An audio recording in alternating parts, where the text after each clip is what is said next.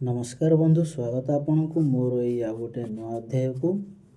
तो आमे पूर्व अध्याय रे जानिथिले आसन शुद्धि। वर्तमान आमे आज एई अध्याय रे जानिबा प्राणायाम विधि। तो चलंतु बंधु, डेरी न करि आमे आरंभ करिबा। प्राणायाम विधि 1 प्रणव ऋषि छंद ओम कारस्य ब्रह्मा ऋषि दैवी गायत्री छंद अग्निदेवता सर्व कर्मारंभे कर्मयोग 2 व्याहृति ऋषि छंद ओम शपथ व्याहृतिर्ना प्रजापति ऋषि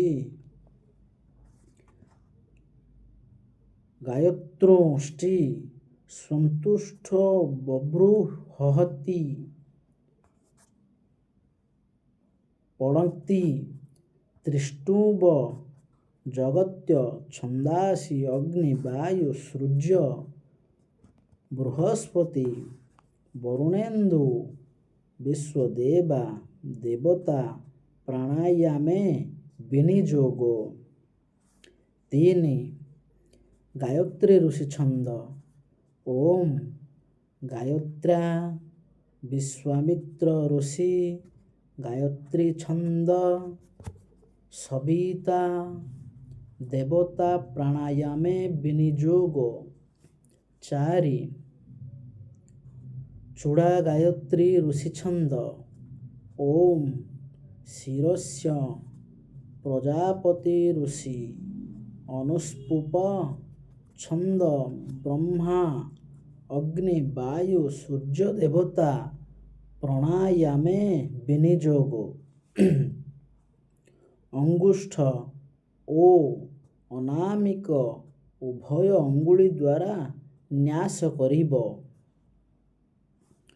1 प्रणव न्यास ओम नम नाभो ओम नम हृदये ओम नम ललाटे ओम नम मस्तके 2 व्याहृति न्यास ओम भू नम ओम भुव नम जानुद्वये ओम स्व नम कटिद्वये ओम मह नम नाभो ओम जन नम हृदये ओम तप नम कंठे ओम सत नम भूमध्ये